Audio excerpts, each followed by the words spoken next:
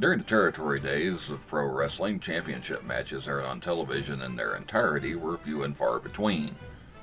The likelihood of seeing a title change hands in a televised match were almost zero. The television championship was used as a mid-card title to give TV viewers a chance to see title matches, plus give regular exposure and TV time to wrestlers. In the Dallas territory, a twist for viewers was put on the TV title as big-time wrestling became world-class championship wrestling.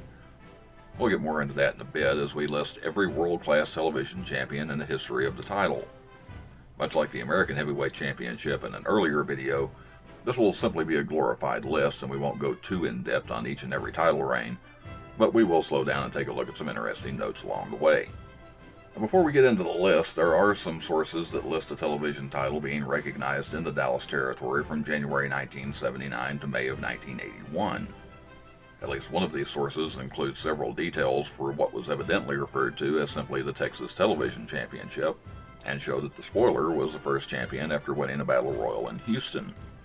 They also show that Bill Irwin and Jose Lothario traded the belt back and forth through most of 1979 and 1980, and Brian Adias had a 4-month run with the belt in 1981. The thing is, I can't find any records or other evidence of any actual matches, and most records I do find contradict what is listed. For example, Bill Irwin is listed as having defeated Jose Lothario for the title on January 12, 1980 in Dallas. But Irwin was in a 6-man tag match in Japan on January 12, 1980. Also, Irwin is listed as having won the title 4 different times between June 2, 1979 and May 11, 1981. Through most of those title reigns, Irwin would have been appearing regularly in places like Florida, Memphis, and Japan, and it's not likely he would be coming to Texas just to defend a TV title before heading out again. I did want to mention this in case there was a television title that was recognized, but the details listed were wrong. We are going to concentrate on the World Class Television Championship, which was defended exclusively on the TV taping out of Fort Worth that aired Saturday nights on KTVT Channel 11. Challengers for the TV title would be drawn randomly, and the promotion put $100 in the pot every time the TV champ successfully defended the title. If the champion defended 10 times consecutively, they won $1,000. That title history begins on May 17, 1982, when the Spoiler did indeed win a battle royal to be recognized as the first television champion. Records are a little sketchy over the next few weeks, but it's likely the Spoiler dropped the title to Frank Dusek on May 31, 1982, which began a short run of 1-week reigns. The Spoiler regained the TV title a week later, defeating Dusek on June 7th. On June 14, 1982, Spoiler dropped the title to Bill Irwin, who then lost it to Brian Adias on June 21st. Adias snapped a streak of 1-week reigns, holding the title for 28 days, before dropping it back to Bill Irwin on July 19th. Through the end of summer 1982, defenses of the TV title became a bit more sporadic, as Irwin also won the Texas Heavyweight Championship and won half of the American Tag Team Championship with King Kong Bundy. Irwin finally dropped the title to Checkmate on October the 4th. Checkmate held the title until November 1st, when he was unable to make the card at Will Rogers Memorial Coliseum. 2 names were drawn that week to crown a new champion, and Al Madrill defeated Frank Dusek to take the title. Madrill held the TV championship through the end of 1982, finally losing it to the Great Kabuki on January 3, 1983. Kabuki held the title for 5 weeks before losing it to Tola Yatsu on February 7, 1983. Some of you may know Yatsu as Yoshiaki Yatsu from more recent matches. Yatsu held the title for 7 weeks, losing it to an exciting newcomer to world class, Iceman King Parsons, on March 28th. Parsons turned back challenges from Michael Hayes, Killer Carl Krupp, and Mad Dog Vachon, among others, putting him just 2 wins away from the $1,000 TV purse. Unfortunately, Parsons fell short, losing the TV title to the Mongol on May 30th, 1983. The Mongol had a nice reign himself, holding the title for 6 weeks before he lost it to another world-class newcomer, and someone he had been feuding with, Chris Adams, on July 11, 1983.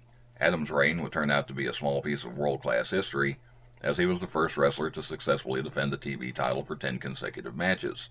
Adams won the $1,000 purse by holding American Heavyweight Champion Jim Garvin to a time-limit draw on September 19th, which was also the beginning of their feud over the American title. Adams was halfway to winning another $1,000, holding the title a total of 15 weeks before dropping it to Jim Garvin on October 24th. Garvin only held the title 1 week before not only losing the championship, but losing his longtime valet.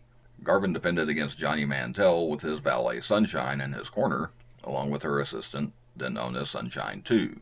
When Mantell tried to suplex Garvin from the apron into the ring, Sunshine 2 grabbed Mantell's leg to trip him up. It backfired as Mantell ended up pinning Garvin. The assistant blamed Sunshine for what happened, and Garvin took Sunshine 2's side. Regardless of what happened to Garvin, Mantell enjoyed a 4-week title reign, losing the championship to Super Destroyer No. 1 on November 28, 1983. 2 weeks later, Brian Adias won the TV championship for the second time, defeating Super D No. 1 on December 12th. Adias had a nice 5-week reign before dropping the title back to Super Destroyer No. 1 on January 9, 1984. Super D No. 1 held the title for 4 weeks, losing it to Iceman King Parsons on February 6th. Parsons' second reign only lasted 2 weeks, ending when he dropped the title to Kelly Kiniski on February 20th, 1984.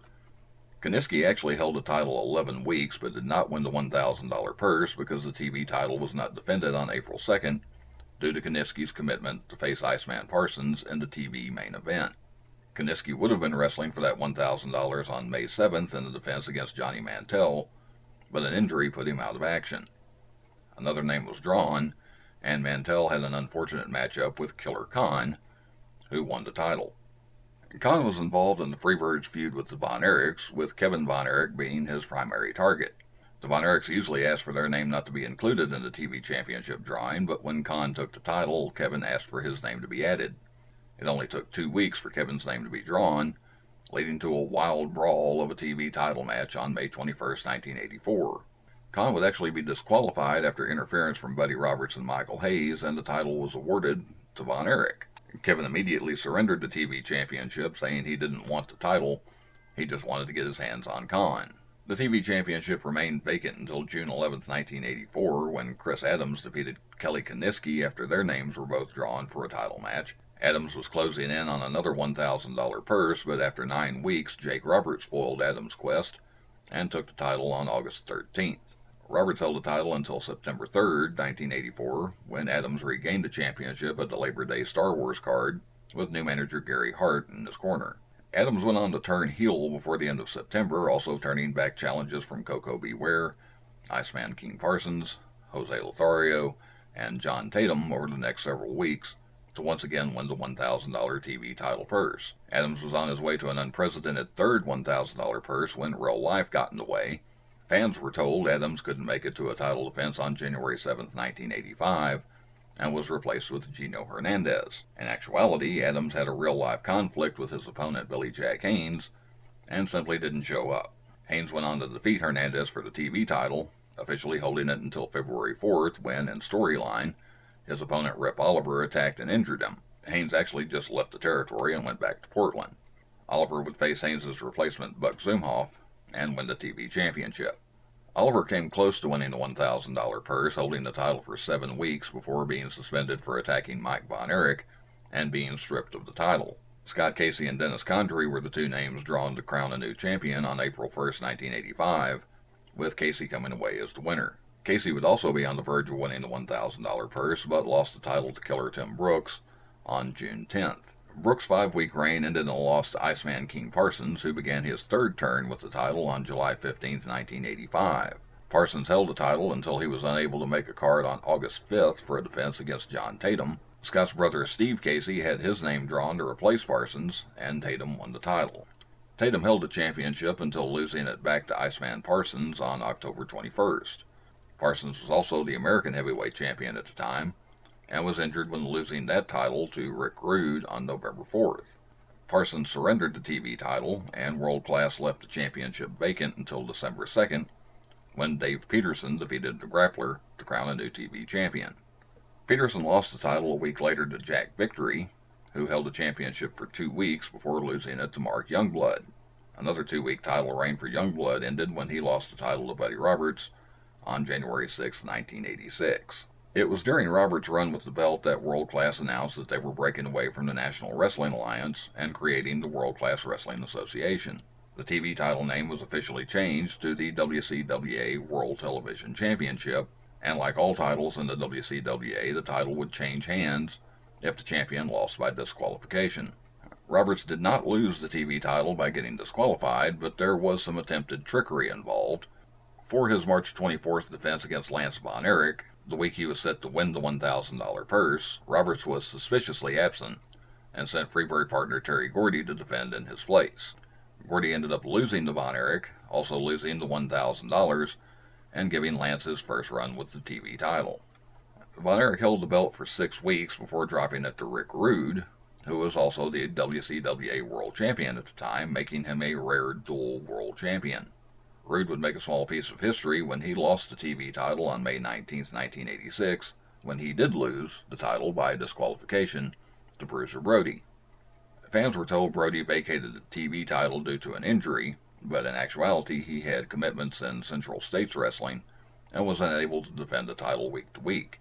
Brody was allowed to give the TV title to Chris Adams, who defended for the first time in that reign on June 2nd and lost the belt to Buzz Sawyer on June 16th. Sawyer held the TV title until August 4th, when he became the second champion to lose the title by disqualification, dropping the belt to Steve Simpson. After a lengthy reign, Simpson lost the title to Crusher Yurkov, who is better known as Bam Bam Bigelow, on October 20th, 1986. Yurkov would actually be the last person to lose the WCWA World Television Championship, dropping the belt to Tony Atlas on December 1st, 1986. Defenses for Atlas would be sporadic over the next few weeks until he left the company in April 1987, at which point World Class officially deactivated the television championship. It was a relatively short and sometimes strange history for the World Class TV Championship, and a sudden and unceremonious ending. 35 different wrestlers held the title in just under 5 years, with some of them all but forgotten, and others using it to boost their career to the next level. Well, I hope you like taking a look at the World Class Television Championship and the men who held it. If you'd like to see more content like this, check out the links at the end of the video. Please like, share, comment, and subscribe, not necessarily in that order, and I will see you next time.